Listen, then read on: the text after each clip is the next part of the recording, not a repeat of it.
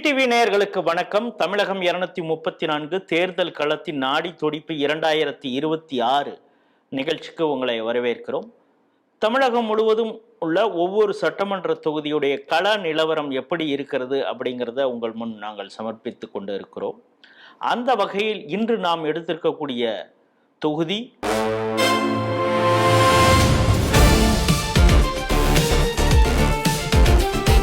சேலம் மாவட்டத்தில் இருக்கக்கூடிய ஓமலூர் சட்டமன்ற தொகுதியை தான் எடுத்திருக்கோம். இதில் மொத்த வாக்காளர்கள் 2,95,000 இருக்கிறாங்க. ஆண் வாக்காளர்கள் 1,53,000, பெண் வாக்காளர்கள் 1,42,000 இருக்கிறாங்க.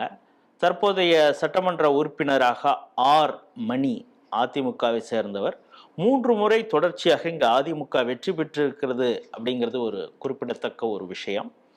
ஓமலூர் தொகுதியை பொறுத்தளவு வன்னியர்கள் அதிக அளவில் இருக்காங்க. அதற்கு பிறகு பட்டியல் சமூகத்தை சார்ந்தவர்கள், பிறகு கொங்கு வேளாளர் கவுண்டர் அந்த பிரிவை சார்ந்தவர்கள், அது மட்டும் இல்லாமல் செட்டியார், முதலியார், நாயக்கர்கள் என இதர வகுப்பினரும் இருக்கிறாங்க.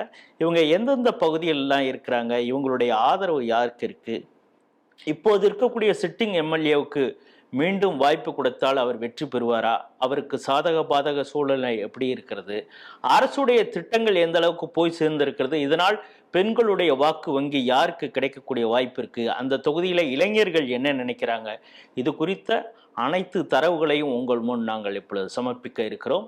இது குறித்து அங்கு கள ஆய்வு செய்திருப்பவர் திரு சீனிவாசன் அவர்கள். அவர் அந்த களத்திலிருந்தே நம்மோடு இணைகிறார். வணக்கம். வணக்கம் சார். இந்த ஓமலூர் சட்டமன்ற தொகுதியை பொறுத்தளவு நீங்க எந்தெந்த பகுதிகளெல்லாம் கள ஆய்வு செஞ்சீங்கன்னா? பொதுவா ஓமலூர் சட்டமன்ற தொகுதி ஒரு பொது தொகுதி. அந்த தொகுதியில பாத்தீங்கன்னா பேரூராட்சிகள் 3 இருக்குதுங்க. பேரூராட்சி கருப்பூர் 1, காடையாம்பட்டி, ஓமலூர். பொதுவா ஓமலூர் தான் சட்டமன்ற தொகுதி. இதுல பஞ்சாயத்து ஊராட்சிகள் பாத்தீங்கன்னா 50 பஞ்சாயத்துகள் இருக்குது. இதுல கருப்பூர்ல 15 வார்டு, காடையாம்பட்டியில 15 வார்டு, ஓமலூர்ல 15 வார்டு இப்படி இருக்குது. ஓமலூர், காடையாம்பட்டி, கருப்பூர், தேனீஸ்பேட்டை, ஊசாரிப்பட்டி, காருவள்ளி, சின்ன திருப்பதி, இந்த பகுதிகளில் நாம் சர்வே பண்ணணும். இந்த பகுதிகளில் எந்தெந்த சமுதாயத்தினர் எங்கெங்கெல்லாம் வாழ்றாங்க, அவங்களுடைய பர்சன்டேஜ், அதாவது எண்ணிக்கைங்கிறது எவ்வளவு இருக்கும்? இந்த கார்வள்ளி பகுதியில் பார்த்தீங்கன்னா வன்னியர்கள் பெரும்பான்மையா இருக்கிறாங்க. 90% மேல இருக்கிறாங்க. காடையாம்பட்டி பகுதியில் பார்த்தீங்கன்னா அவங்க பட்டியலின சமுதாய மக்கள் அதிகப்படியான எண்ணிக்கையில் இருக்கிறாங்க. ஒரு 60% இருப்பாங்க. மீதி ஒரு 30% உடையார் சமுதாயத்தில் இருக்கிறாங்க. ஒரு 10% வன்னியர் இருக்கிறாங்க. அதாவது காடையாம்பட்டி பேரூராட்சியில். கருப்பூர் பேரூராட்சியில பாத்தீங்கன்னா வன்னியர் பெரும்பான்மையா இருக்கிறாங்க, வெள்ளாள கவுண்டர்கள் பெரும்பான்மையா இருக்கிறாங்க. அடுத்த இடத்துல 3வது இடத்துல பட்டியலின சமுதாய மக்கள் இருக்கிறாங்க. ஓமலூர் பாத்தீங்கன்னா முதல் இடத்துல வன்னியர் இருக்கிறாங்க, 2வது தெலுங்கு செட்டியார்கள் இருக்கிறாங்க, முஸ்லிம்ஸ் இருக்கிறாங்க, அதுக்கடுத்து பட்டியலின சமுதாய மக்கள் இருக்கிறாங்க. பொதுவாகவே ஓமலூர் சட்டமன்ற தொகுதியை பொறுத்த மட்டும் வன்னியர் பெரும்பான்மையா ஒரு 70% மக்கள் வன்னியர்கள் இருக்கிறாங்க. ஒரு 20% பட்டியலின மக்கள் இருக்கிறாங்க. அதாவது குறிப்பா சொல்ல போனோம்னா ஒரு 1.25 லட்சம் பேர் வன்னியர்கள் இருக்கிறாங்க. ஓமலூர் சட்டமன்ற தொகுதியை பொறுத்த மட்டும் பட்டியலின மக்கள் ஒரு 60,000-ம், கொங்கு வேளாள கவுண்டர்கள் ஒரு 40,000-ம் இருக்கிறாங்க. இதர பிற சாதியினர் மற்ற இடத்துல இந்த பர்சன்டேஜ் அளவுல இருக்கிறாங்க. முஸ்லிம்ஸ் பாத்தீங்கன்னா ஒரு 5,000 பேர் இருப்பாங்க. ஓமலூர் சட்டமன்ற தொகுதியில ஒரு 2,000 வாக்குகள் கிறிஸ்தவர்கள் இருக்கிறாங்க. இந்த சட்டமன்ற தொகுதியை பொறுத்தளவு பெண்கள் அவங்களுடைய வாக்குங்கிறது யாருக்கு ஆதரவாக இருக்கிறது? அவங்க அந்த தொகுதியில நீங்க பல பேரை போய் சந்திச்சிருப்பீங்க. அந்த பெண்கள் முதல்ல இந்த ஆட்சி குறித்து, இப்ப வரப்போற சட்டமன்ற தேர்தல் குறித்து அவங்க என்ன நினைக்கிறாங்க? பெண்கள் பொதுவாகவே பணம் எவ்வளவு கொடுப்பாங்க அப்படி யோசிக்கிறாங்க. கொடுப்பாங்களா கொடுக்க மாட்டாங்களா, அது ஒண்ணு. பொதுவாகவே இப்ப ஆளுந்தரப்பை பொறுத்த வரைக்கும் அவங்க தங்களுடைய பாதுகாப்பு கேள்விக்குறியா இருக்குது. பெண்களுக்கு பாதுகாப்பு கேள்விக்குறியா இருக்குது. போதை வஸ்துகள் அதிகப்படியான இடத்துல கிடைக்குது. கிட்டத்தட்ட இளைஞர்கள் முழுவதுமாக ஒரு 90% போதைக்கு அடிமையாக இருக்கிறதாக பெண்கள் கருதுறாங்க. இருந்தாலும் அடுத்தது இங்க நாம ஆட்சி மாற்றம் வந்தா நல்லது அப்படி பெண்கள் நினைக்கிறாங்க. இப்ப அங்க இருக்கக்கூடிய இளைஞர்கள் இப்ப தாவேக்காவுடைய தலைவர் விஜய் அவர் கூட இப்போ சேலத்துல எல்லாம் சுற்றுப்பயணம் மேற்கொண்டார். அங்க எந்த அளவுக்கு தாக்கம் இருக்கிறது? குறிப்பாக இந்த ஓமலூர் சட்டமன்ற தொகுதியில ஏதாவது அவருடைய தாக்கம் இருக்குதா? கட்டாயம் இருக்குது. தாவேகா பொறுத்த வரைக்கும் பட்டியலின சமுதாய மக்களுடைய இளைஞர்கள் முழுவதுமாக, அதுவும் பர்டிகுலரா சொல்ல போனோம்னா விசிகாவில் இருந்து ஒரு 20% ஓட்டு வந்து தாவேகாவுக்கு போகுது. அதுல ஏடிஎம்கேவில இருந்து ஒரு 10% போகுது. மத்த பாமகவுல இருந்து ஒரு 5% தாவேகாவுக்கு போகுது. பொதுவாகவே வந்து இந்த புதிய வாக்காளர்கள் 18 இருந்து 20 வயசுக்குள்ளார இருக்க புதிய இந்த முதல் முறை வாக்காளர்கள் அதிகப்படியான விரும்புற கட்சி பாத்தீங்கன்னா தாவேகாவா இருக்கு. இப்ப சிட்டிங் எம்எல்ஏவாக ஆர் மணி அவர்கள் இருக்கிறார், அதிமுகவை சார்ந்தவர். அவர் வந்து காங்கிரஸ் கட்சியுடைய மோகன் குமாரமங்கலம் அவரை எதிர்த்து வெற்றி பெற்றார் அப்படிங்கிறத பார்க்குறோம். அங்க காங்கிரஸுக்கு எந்த அளவு ஆதரவு இருக்குது? அங்க திமுக வலுவாக இருக்கிறதா, காங்கிரஸ் வலுவாக இருக்கிறதா? ஓமலூர் சட்டமன்ற தொகுதியை பொறுத்த மட்டும் திமுக தான் வலுவா இருக்குது. காங்கிரஸ் அடுத்த நிலையில தான் இருக்குது. காங்கிரஸ் வந்து சொல்லிக்கிற அளவுக்கு பெரிய தலைவர்களோ அல்லது தொண்டர்களோ பெரிய அளவுல இல்ல. அங்கொன்னு இங்கொன்னுமா தான் காங்கிரஸ் இருக்கிறாங்க. ஒரு கணிசமா திமுக இருக்கிறாங்க. சிட்டிங் எம்எல்ஏவாக ஆர் மணி இருக்கிறார். அவர் மீது மக்களுக்கு ஏதாவது அதிருப்தி? அவர் நீங்க ஒரு எதிர்க்கட்சியாக இருக்கிறார். ஆனா அவருடைய பெர்ஃபார்மன்ஸ், அவருடைய செயல்பாடு அந்த மக்கள் மத்தியில எப்படி இருக்கு? இப்ப சிட்டிங் எம்எல்ஏ மணியை பொறுத்த மட்டும் அவர் வந்து எந்த நிகழ்ச்சிக்கு மக்கள் கூப்பிட்டாலோ அல்லது எதிர்க்கட்சியா இருந்தாலும் அவருக்கு கொடுக்குற ஃபண்டுல வந்து என்ன முடியுமோ அதை வந்து தொகுதி முழுக்க செஞ்சு வந்திருக்கிறாரு. பெருசா அவர் மேல எந்த அதிருப்தியும் தொகுதி மக்கள் கிட்ட அதிருப்தி எதுவும் இல்லைங்க. இப்போ இந்த பகுதியில என்ன பிரதானமான வருமானம் மக்களுக்கு வருது? விவசாயம், விவசாய கூலிகள், இல்ல வேறு ஏதாவது தொழில் இருக்கிறதா? அந்த வகுப்பை சார்ந்தவர்கள் இந்த ஆட்சி குறித்து என்ன நினைக்கிறாங்க? இங்க பிரதான தொழில் பாத்தீங்கன்னா விவசாயம் தான். ஒரு 80-90% விவசாயம் தான் பாக்குறாங்க. அதுக்கு அடுத்தது வந்து கூலி தொழிலாளர்கள், கட்டட தொழிலாளர்கள், அமைப்பு சாரா தொழிலாளர்கள், இது மாதிரி பலவிதமான கூலி வேலைக்கு போறவங்க இருக்கிறாங்க. இங்க பிரதான தொழில் பாத்தீங்கன்னா நெய்தல், அதாவது பட்டு புடவை, பவர் லூம்ஸ், கைத்தறி, இந்த மாதிரியான தொழில்கள் இருக்குது. ஆனா இந்த தொழில் என்ன இப்ப இன்னைக்கு சூழ்நிலையில் இருக்குதுன்னா நலிவடைஞ்சு போயிருக்கு. அவங்க அந்த மக்கள் என்ன நினைக்கிறாங்கன்னா, இந்த தொழிலை வந்து வியாபாரத்துக்கு உண்டான வேலைப்பாடுகளை அரசாங்கம் செஞ்சு கொடுத்தா, அதாவது பர்ச்சேசிங், அந்த அவங்க கிட்ட உற்பத்தி ஆகிற அந்த பொருட்களை வந்து அவங்க வந்து விற்பனை செய்யறதுக்கு உண்டான ஏற்பாடை வந்து அரசாங்கம் செய்து கொடுக்கணும் அப்படிங்கிற இது இருக்குது. மெயினா வந்து இதுக்கு வந்து இந்த கரண்ட் பிரச்சனை ரொம்ப பெரிய சவாலா இருக்குது பவர் லூம்ஸ் ஓட்டுறவங்களுக்கு. கைத்தறி ஓட்டுறவங்களுக்கு பாத்தீங்கன்னா அந்த கூலி சரியான வேலை கிடைக்காம அன்றாட அவங்களுடைய குடும்பம் நடத்துறதுக்கு கூட சிரமமான ஒரு சூழ்நிலை நிலவி வருது. இதெல்லாம் வந்து சரி பண்ணி கொடுக்க மாட்டாங்களான்னு ஒரு ஏக்கத்தோட மக்கள் இருக்கிறாங்க. ரொம்ப கஷ்டப்படுறாங்க அந்த மக்கள் அப்படின்னு நீங்க சொல்றீங்க. ஆனா திமுக அரசு என்ன சொல்றது? இந்த கஷ்டத்தை போக்குவதற்காக தான் மகளிர் உரிமை தொகையை நாங்கள் கொடுத்துருக்கோம். அதுவும் இந்த தடவை கோடை காலம் வேற கஷ்டப்படுவாங்க அப்படின்னு சேர்த்து அதுவும் சேர்த்து ஒரு 2000 5000 ரூபா கொடுத்துருக்காங்க. அப்புறம் ஓஏபி பென்ஷன் வேற அவங்களுக்கு ஒரு அடாக்கா 2000 கொடுத்துருக்காங்க. இதெல்லாம் அந்த மக்களுக்கு வந்து ஒரு தாக்கத்தை ஏற்படுத்தவில்லையா? திமுகவின் மீது ஒரு நல்ல பார்வை அவங்களுக்கு வரலையா? ஆதரவான பார்வை அவங்களுக்கு வரலையா?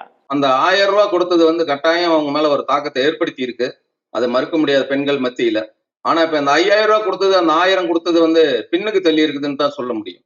ஏன்னா கடந்த 3 மாதம் வந்து அந்த அமௌண்ட் வந்து அவங்க கொடுக்காம நிறுத்தி வச்சிருந்து இப்ப கோடைக்கால சிறப்பு தள்ளுபடிங்கிற மாதிரி 2000 சேர்த்தி கொடுத்து 5000 பண்ணியிருக்கிறாங்க. இது வந்து சிறப்பா கொடுக்கல. அந்த 5000த்துல அந்த 1000 ரூபாய் மாசம் மாசம் கொடுக்கக்கூடிய அந்த பணத்தை தான் 5000 ஒட்டுக்கா கொடுத்துருக்குறாங்க. அதுவும் இவங்களுடைய சொந்த காசு கொடுக்கல, நம்மளுடைய வரி பணத்தை தான் கொடுத்துருக்குறாங்க அப்படிங்கிற மாதிரி பெண்கள் மத்தியில இருக்கிறாங்க. இந்த கிராம பகுதி அதிகமாக இருக்கிறதுனால இந்த ஓமலூர் சட்டமன்ற தொகுதியை பொறுத்தளவு திமுக அரசு இன்னொரு சொல்லக்கூடிய மிக முக்கியமான திட்டம் வந்து விடியல் பயணம். பெண்களுக்கு இலவசமா அவங்க பயணம் மேற்கொள்றாங்க. அப்படிங்கிறப்ப அந்த ஒரு ஆதரவு பெண்கள் மத்தியில திமுகவுக்கு இருக்கத்தானே செய்யும். நீங்க பார்த்த கள ஆய்வுல என்ன சொல்றாங்க? கட்டாயம் அதனுடைய தாக்கம் இருக்குதான் செய்யுதுங்க. ஆனா அதுலயும் ஒரு பிரச்சனை இருக்கு. நம்ம அமைச்சர் பொன்முடி ஓசி பயணம் அப்படின்னு சொன்னதுனால பெண்கள் பெரும்பாலும் வந்து அந்த ஓசி பயணத்தை தவிர்க்கவே விரும்புறாங்க. இந்த மாதிரி திட்டங்கள் 1000 கொடுக்குறோம், 2000 கொடுக்குறோம், இப்ப 2000 கொடுக்குறோன்னு சொல்லி இருக்கிறாங்க. பயணம், ஓசி பயணம் கொடுக்குறாங்க. இதனால என்ன பயன்? எங்களுக்கு விலைவாசி ஏறி போச்சு, காய்கறி விலையெல்லாம் ஏறி போச்சு, ஒருவேளை உணவு சாப்பிடவே ரொம்ப சிரமமா இருக்குது, இந்த மாதிரி விலைவாசிகள், கரண்ட் பில் ஏத்திட்டாங்க, வீட்டுல விளக்கு எரிய விட முடியல, திருப்பி பண்டைய காலத்துக்கு திரும்பக்கூடிய ஒரு சூழ்நிலை நிலவுது அப்படிங்கிற மாதிரி அதிருப்தியில் இருக்கிறாங்க. இந்த ஓமலூர் சட்டமன்ற தொகுதியை பொறுத்தளவு இஸ்லாமியர்கள் கணிசமாக அந்த பகுதியில் இருக்காங்க அப்படின்னு சொன்னீங்க. பக்கத்தில் இருக்க காடையாம்பட்டியில் ஏற்கனவே கூட இஸ்லாமியர்கள் வந்து இந்துக்களுக்கு இடத்த வந்து தாரை வாத்திருச்சு இந்த அரசு அப்படிங்கிற போராட்டம்லாம் கூட அங்கே வெடிச்சது. இதோடைய தாக்கம் ஏதாவது அந்த பகுதியில் இருக்கா?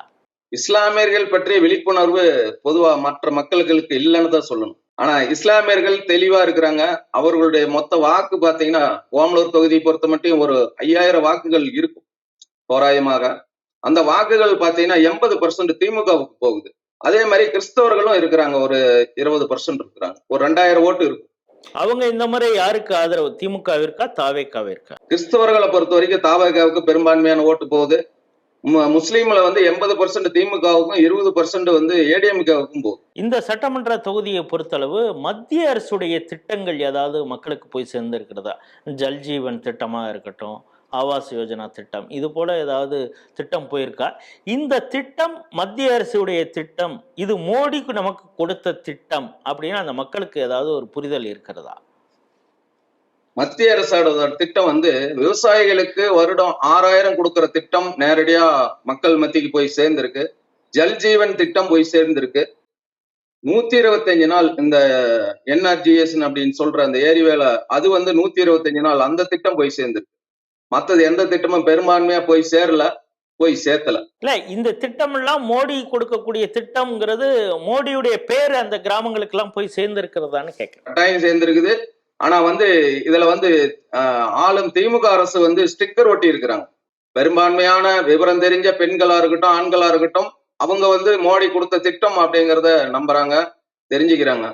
பெரும்பான்மையான மக்கள் வந்து இது வந்து ஸ்டாலின் கொடுத்தது அப்படிதான் ஒரு கருத்து பரவுது. இது வந்து நாம மத்திய அரசாங்கம் வந்து மக்கள் மத்தியில கொண்டுட்டு போய் சேர்த்தல அப்படின்னு தான் சொல்லணும். அதாவது திட்டத்தோட இது மத்திய அரசு தான் கொடுத்தது அப்படிங்கிறத கொண்டு போய் சேர்த்தி இருக்கணும் அப்படிங்கிறது கருத்து. இந்த சட்டமன்ற தொகுதியை பொறுத்தளவு வன்னியர்கள் அதிகமாக இருக்காங்க அப்படின்னு நீங்க சொன்னீங்க. அது பெரும்பாலும் பாமகவிற்கு அவங்களுக்கு சாதகமாகவும் இருப்பாங்க. ஆனால் இப்பொழுது பாமக 2 பிரிவாக இருக்கிறது. டாக்டர் அன்புமணி ராமதாஸ் இருக்கிறாங்க, டாக்டர் ராமதாஸ் பெரியவர் இருக்கிறாங்க. சேலத்தை சார்ந்தவர் தான் அந்த எம்எல்ஏ, அவர் தான் வந்து அவர் டாக்டர் ராமதாஸ் அருகிலே அவர் இருக்கார், எப்போவுமே கூட இருக்கிறாரு.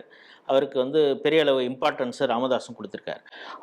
அவர்கள் அந்த சமுதாய வாக்குகள் பிளவுபடுவதற்கு அங்க வாய்ப்பு இருக்கிறதா ஓமலூர் சட்டமன்ற தொகுதியை பொறுத்தளவு?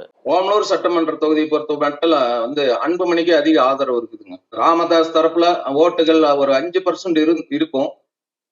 அதாவது பாமக ஓட்டுல ஒரு 5% வந்து ராமதாஸ் சைடு இருக்கும். ஆனதுக்கும் வந்து திமுக சைடு போறதுக்கான வாய்ப்பு குறைவு.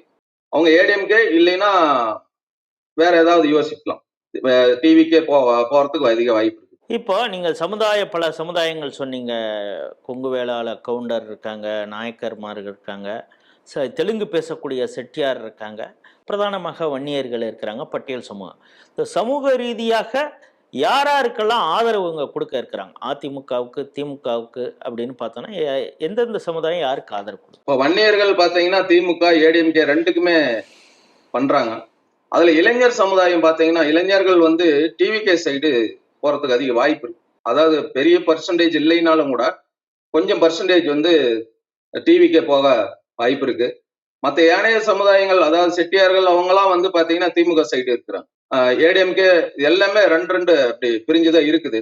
பெரும்பான்மையா பாத்தீங்கன்னா அது ஏடிஎம்கேவுக்கு தான் அதிக ஓட்டு வங்கி இருக்கு. அதுல விசிகா பாத்தீங்கன்னா அதுல வந்து திமுகவுக்கு ஓட்டு போகும் 100%. அதுல இப்ப வந்து 20% ஓட்டு, அதாவது விசிகாவோட 20% ஓட்டு தாவேகாவுக்கு போகுது. திமுகவுடைய ஓட்டு பாத்தீங்கன்னா 10% பட்டியலின சமுதாய மக்கள்ல டிவிகேவுக்கு 20% போகுது. விசிகாவில இருந்து திமுகவில இருந்து 10% போகுது. மற்ற ஏனைய சமுதாயங்கள் வந்து ஏடிஎம்கேவுக்கு அதிக வாக்குகள் கொடுக்குறாங்க. இது தொடர்ந்து ஏடிஎம்கே வந்து இந்த பகுதியில ஜெயிச்சு வந்திருக்கிறது ஒரு வரலாறு. இந்த ஓமலூர் சட்டமன்ற தொகுதியை பொறுத்தளவு மக்கள் ஏதாவது கோரிக்கை வச்சிருக்காங்களா? ஏன்னா நீங்க கள ஆய்வு செஞ்சு போனீங்க, இதெல்லாம் வரக்கூடிய எம்எல்ஏ எங்களுக்கு செஞ்சு தரணும் அப்படின்னு அந்த மக்கள் ஏதாவது சொல்லியிருக்காங்களா? கட்டாயமா இருக்குதுங்க. ஏன்னா இது வந்து விவசாய பகுதி இந்த தொகுதி அப்படிங்கிறதுனால இந்த பகுதிக்கு வந்து அதிகப்படியான பூ வந்து பயிரிடுறாங்க. அந்த பகுதியில சென்ட் ஃபேக்டரி வேணும் அப்படின்னு சொல்லி கேட்டிருக்கிறாங்க. அதுக்கு அடுத்தது குளிர்சாதன கிடங்கு கட்டி இருக்கிறாங்க. மத்திய அரசாங்கால கட்டப்பட்ட குளிர்சாதன கிடங்கு கிடப்பில் போட்டப்பட்டு வீணா போயிட்டு இருக்கு. கட்டி முடிக்கப்பட்டு 2 ஆண்டு காலம் ஆகி எந்த இடத்துல இந்த கிடங்கு இருக்கு? குளிர்சாதன காரோலி பஞ்சாயத்து சின்ன திருப்பதி பகுதியில் இருக்குதுங்க. அந்த பகுதியில் இருக்கக்கூடிய குளிர்சாதன கிடங்கு வந்து மத்திய அரசாங்கத்தோட திட்டத்தினால ஆரம்பிக்கப்பட்டு விவசாய பொருட்கள் அனைத்தும் அங்க வந்து பாதுகாக்கப்பட்டு விற்பனைக்கு கொண்டுட்டு போறதுக்காக வேண்டி கட்டப்பட்ட குளிர்சாதன கிடங்கு இது வரைக்கும் கிடப்பிலே போட்டப்பட்டிருக்குது, திறக்கப்படல. அது திறக்கப்படணும். கூலிங் டோர் கட்டி ரொம்ப நாள் ஆகுது. இது பயன்பாட்டுக்கு இது வராத இருக்கு. இது கட்டி பால் அடைஞ்சு போய் பாரு முள்ளு புதாரா இருக்கு. இது வந்து அரசாங்கம் இன்னும் எதுவும் கண்டுக்காம இருக்கு. இது கூடிய சீக்கிரத்துக்குள்ள இதை ஏற்பாடு பண்ணி இதை திறந்தாங்கன்னா விவசாயிகளுக்கு நல்ல பயன்பாட்டு உள்ளதா இருக்கும். என்னென்ன பொருள்னா இதில் உள்ள வைக்கலாம்? இது ஏசி போட்டிருக்காங்க. இது இப்போ காய்கறிகள் கெடாம இருக்க பதப்படுத்துறது, நார்மல் வைக்கிறது, எல்லா தானியமும் உள்ள வச்சுக்கலாம் அப்படின்னு பல கோடி ரூபா போட்டு கட்டி பயன்பாட்டுக்கு வரல. சட்டக்கல்லூரி ஓமலூர் சட்டமன்ற தொகுதிக்குள்ளார கொண்டுகிட்டு வரணும் அப்படின்னு மக்களுடைய நீண்ட நாள் கோரிக்கையா இருக்கு. அதே போல ஏடிஎம்கே ஆட்சியில எடப்பாடி கொண்டுகிட்டு வந்த காவிரி உபரிநீர் திட்டத்தின் கீழே 100 ஏரிகளுக்கு வந்து தண்ணீர் பாசனம் கொடுக்கணும் அப்படின்னு சொல்லி முடிவு செய்யப்பட்ட அந்த திட்டமும் ஏடிஎம்கே பீரியட்ல செஞ்சாங்க. ஆனா ஓமலூர் தொகுதி பயனடைஞ்சுதான்னு கேட்டா கட்டாயம் இல்ல. ஓமலூர் பகுதி வந்து பாத்தீங்கன்னா ஓமலூர் ஊராட்சி ஒன்றியம், காடையாம்பட்டி ஊராட்சி ஒன்றியம், இப்படி 2 ஊராட்சி ஒன்றியம் கொண்டது ஓமலூர் சட்டமன்ற தொகுதியா இருக்குது. அந்த ஓமலூர் தொகுதிக்குள்ளார ஒரு சில ஏரிகளுக்கு மட்டுமே தண்ணீர் சப்ளை பண்ணியிருக்கிறாங்க காவிரி உபரிநீர் திட்டத்தின் கீழே. இதுல வந்து பாத்தீங்கன்னா சேலம் மாவட்டத்திலே மிக மிக மிக வறட்சியான பகுதி காடையாம்பட்டி பகுதி. காடையாம்பட்டி பகுதியில வந்து 1500 அடிக்கும் கீழே வந்து நிலத்தடி நீர் போயிடுச்சு. இதனால வந்து புளோரைடால மக்கள் புளோரைடு பாதிப்புனால வந்து அந்த பலவிதமான எலும்பு சம்பந்தப்பட்ட பல்லு சம்பந்தப்பட்ட வியாதிகளுக்கு உட்பட்டு மக்கள் ரொம்ப அவதிப்படுறாங்க. அதனால வந்து நிலத்தடி நீர் ஏறணும்னு சொன்னாலும், இங்க விவசாயம் செழிக்கணும்னு சொன்னாலும், ஏன்னா பிரதான தொழில் விவசாயமா இருக்கிறதுனால தண்ணீர் இன்றியமையாத இருக்கிறது. அதனால அந்த ஏரிகளுக்கு வந்து உபரி நீரை வந்து கட்டாயம் ஏத்தி கொடுக்கணுங்கிறது மக்களோட கோரிக்கையா இருக்கு.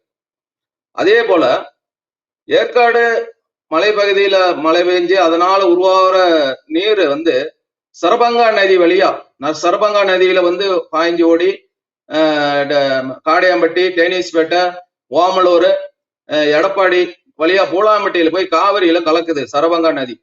அந்த சரபங்கா நதியானது முழுக்க முழுக்க ஆக்கிரமிப்புல இருக்கு. தண்ணீர் வந்தாலும் கூட அது சரியான பயன்பாட்டில் இல்லாம மிக மிக ஆக்கிரமிப்புல இருக்குது. அதை வந்து ஆக்கிரமிப்பு அகற்றி தூர்வாரி அதுக்கு வந்து தடுப்பணை கட்டி அந்த பகுதியில இருக்குங்களுக்கு பாசன பகுதி பாசனத்தை ஏற்படுத்தி கொடுக்கணும். ஏன் சரபங்கா நதி இவ்வளவு இம்பார்ட்டன்ட்னு சொன்னா, கிட்டத்தட்ட நதி அழியும் கண்டிஷன்ல இருக்குது. இந்த நதியானது ராமாயணத்துக்கு தொடர்பா உள்ள ஒரு நதியா இருக்குது. ஏன்னா சரபங்க மகரிஷி வந்து அந்த இடத்துல ஹோமம் வளர்த்தி ராமர் வந்து போனதா ஐதீகம் இருக்குது, ராமாயணத்துல இடம்பெற்று இருக்குது. அப்படிப்பட்ட ஒரு நதியானது அழிவை நோக்கி போயிட்டு இருக்குது. இதை சரி பண்ணுங்கிறது இங்குள்ள விவசாயிகளோட மிகப்பெரிய கோரிக்கையா இருக்குது. இது நீண்ட கால கோரிக்கையாவும் இருக்குது. இது ரெண்டையும் காவிரி உபரிநீர் ஏரிகளுக்கு ஏத்துறதுனாலையும் சரபங்கா நதியை வந்து ஒழுங்குபடுத்தி இதை வந்து தடுப்பணை கட்டுறதுனால இந்த பகுதியில தண்ணீர் பஞ்சம் போய் நிலத்தடி நீர் மேல வந்து மக்களுக்கு இருக்கிற பிரச்சனைகள், அந்த எலும்பு சம்பந்தப்பட்ட புளோரைடால் பாதிக்கப்பட்ட பிரச்சனைகள் வந்து தேர்றதுக்கு அதிகப்படியான வாய்ப்பு இருக்குது. இப்பொழுது சிட்டிங் எம்எல்ஏவா இருக்கக்கூடிய ஆர் மணி, அவர் இப்ப எதிர்கட்சியா தான் இருக்கிறாரு. அப்படி இருந்தா கூட இந்த வாக்குறுதி எல்லாம் அவர் கொடுத்தாரு, அட்லீஸ்ட் இதையெல்லாம் அவர் நிறைவேற்றி இருக்கிறார் அப்படின்னு என்னென்ன வாக்குறுதிகளை நீங்க சொல்லுவீங்க? அவரு பெரிய அளவுல எதுவும் வாக்குறுதி கொடுத்த மாதிரி தெரியலைங்க. ஆனா வந்து ஏடிஎம்கே கொடுத்த வாக்குறுதிகள் தான். அதை பத்தி மக்கள் எதுவும் அவங்களுக்கு விவரம் தெரியல. இப்போ அந்த பகுதியில வந்து அதிகமாக மணல் கடத்தல் நடந்திருக்கு அப்படிங்கிற ஒரு புகார், அது நம்ம ஸ்ரீ டிவிலேயே கூட பேசியிருந்தோம். இப்படி வந்து அதிகமாக இந்த பகுதியிலிருந்து மணல் எல்லாம் திருடிட்டு போறாங்க, இது நாளைக்கு நமக்கு பெரிய பாதிப்பாக இருக்கும் அப்படின்னு அந்த மக்கள் ஏதாவது கருதுறாங்களா? இந்த மணல் கடத்தலை பத்தி அவங்களுக்கு ஏதாவது ஒரு பார்வை புரிதல் இருக்கிறதா? கட்டாயமா இருக்குதுங்க, புரிதல் இருக்குது. அதை விட இந்த குவாரிகள் இங்க ஜாஸ்தி, கல் குவாரிகள்ல இருந்து வெட்டி எடுக்கப்படுற அந்த கனிமங்கள் அண்டை மாநிலங்களுக்கு போகுது, பல்வேறு இடங்களுக்கு கடத்தி விற்கப்படுது. அதனால வந்து ஏற்படுற மாசுனால அந்த பகுதி மக்கள் நிறைய பாதிப்படைஞ்சிருக்கிறாங்க. அதுல பாத்தீங்கன்னா திமுகவை சேர்ந்தவங்க தான் அதிகப்படியான கல்குவாரிகள் வச்சிருக்கிறாங்க. அதனால பல போராட்டங்கள், ஆர்ப்பாட்டங்கள் இதெல்லாமே நடத்தி பார்த்து தோல்வியில தான் முடிஞ்சிருக்கு. எதுலயும் அவங்க வந்து மக்கள் வெற்றி அடைஞ்ச மாதிரி ஒன்றும் இல்லைங்க. இப்ப நீங்க தாவேக்காவுடைய ஆதரவு, விஜயோட இம்பாக்ட் எல்லாம் சொன்னீங்க. அங்க நாம் தமிழருக்கு ஏதாவது ஆதரவு இருக்கிறதா அந்த பகுதியில? இங்க ஓமலூர் தொகுதியை பொறுத்த மட்டும் நாம் தமிழர்கள் பெரிய அளவுல இங்க யாரும் இல்லைங்க. 1, 2 அப்படி இருக்கிறாங்க, பெயர் அளவுக்கு இருக்கிறாங்களே ஒழிய ஓட்டு விகிதம் அப்படி வந்தா ஒரு 4000, 5000 ஓட்டு வரலாம் அவங்களுக்கு அதிகப்படியா, அவ்வளவுதான் இருக்கு. குறிப்பாக இந்த பகுதியில கனிம வள கொள்ளை அதிகமாக நடக்குது. இதை எதிர்த்து பல போராட்டங்களை எல்லாம் மக்கள் செய்திருக்காங்க. நிறைய கல்குவாரி வைத்திருக்கிறதே திமுகவினர் தான் அப்படின்னு சொன்னீங்க. இதோடைய தாக்கம் தேர்தல்ல இருக்குதா, இருக்குமா அப்படிங்கிற கேள்வி எழுது. கண்டிப்பா இருக்குங்க. மக்கள் வந்து இதுக்கான தீர்வு கிடைக்காதா அப்படின்னு வந்து என்ன செய்யறது அப்படின்னு சொல்லி எலெக்ஷனை நோக்கி காத்திருக்கிறாங்க. இதுக்காக வேண்டி அவங்க பிரத்யேகமா அவங்க இதற்கான பிரச்சாரம் கூட மேற்கொண்டதா ஒரு சில பகுதிகளில் தகவல் கிடைச்சிருக்குது. அதனால கண்டிப்பா இதனுடைய தாக்கம் வந்து எலெக்ஷன்ல கண்டிப்பா இருக்கும். இப்ப நீங்க செய்த கள ஆய்வு, தமிழக அரசு செயல்படுத்திய திட்டங்கள் இதெல்லாம் கூட வரவேற்பு பெற்றிருக்கு அப்படிங்கிறீங்க. ஆனா உங்களுடைய கள ஆய்வின்படி யாருக்கு இந்த முறை ஒரு வாய்ப்பு, மீண்டும் அதிமுகவுக்கு தான் வாய்ப்பு இருக்குதா, இல்ல திமுகவுக்கு அதற்கான வாய்ப்பு ஏதாவது இருக்குதா அப்படின்னு நீங்க முதற்கட்ட ஆய்வுல எப்படி பாக்குறீங்க? கட்டாயம் இந்த அதிமுகவுக்கு தான் ஓமலூர் தொகுதியில அதிக வாய்ப்பு இருக்குதுங்க. அதுல பாத்தீங்கன்னா இப்ப தாவேக்கா ஒண்ணு புதுசா உள்ள வந்திருக்கு. இதனுடைய தாக்கம் எந்த அளவுக்கு இருக்கும் அப்படிங்கிறது, அந்த ஓட்டோட வெற்றி ரீடிங்கோட அளவு வந்து குறையறதுக்கான வாய்ப்பு இருக்கு. அது வந்து அவங்க ஏடிஎம்கே சரி பண்ணிக்கிட்டாங்களா, அந்த வெற்றி வாய்ப்பு கண்டிப்பா ஏடிஎம்கே தான் பிரகாசமா இருக்கு ஓமலூர் தொகுதியை பொறுத்த மட்டும். சென்ற முறை 1,42,000 வாக்கு 6 மணி வாங்கினார். அவரை எதிர்த்து போட்டியிட்ட மோகன் குமாரமங்கலம் 55,000 வாக்கு தான் வாங்கியிருக்கார். ஸோ ஏற்கனவே மிகப்பெரிய டிஃபரன்ஸ் அவங்க 2 பேருக்குள்ள இருக்கு. தாவேக்கா வந்ததுனால இந்த வெற்றி விகிதம், அதாவது அந்த ஓட்டு எண்ணி அந்த விகிதம் வந்து குறையறதுக்கு வாய்ப்பு இருக்கு அப்படிங்கிறத மட்டும் உங்களுடைய முதற்கட்ட கள ஆய்வுல சொல்றீங்க, அப்படிதானே? ஆமாங்க. இந்த ஓமலூர் சட்டமன்ற தொகுதியை பொறுத்தளவு அரசுடைய திட்டங்கள் எந்த அளவுக்கு போய் சேர்ந்திருக்கிறது? பெண்கள் சார்ந்த திட்டங்கள் போய் சேர்ந்தாலும் அந்த பெண்கள் உண்மையிலேயே களத்துல என்ன நினைக்கிறாங்க, விவசாயிகள் என்ன நினைக்கிறாங்க, ஒவ்வொரு சமூகமும் இந்த தேர்தலை எப்படி எதிர்நோக்கி இருக்கிறது என்பதையெல்லாம் முழுமையாக கள ஆய்வின் மூலம் தெரிந்து கொண்டு அந்த தரவுகளை நம்மோடு பகிர்ந்து கொண்டார் திரு சீனிவாசன் அவர்கள். நாளை வேறொரு சட்டமன்ற தொகுதியிலே சந்திப்போம். அதுவரை உங்களிடமிருந்து விடைபெறுகிறோம். நன்றி, வணக்கம். நன்றி, வணக்கம்.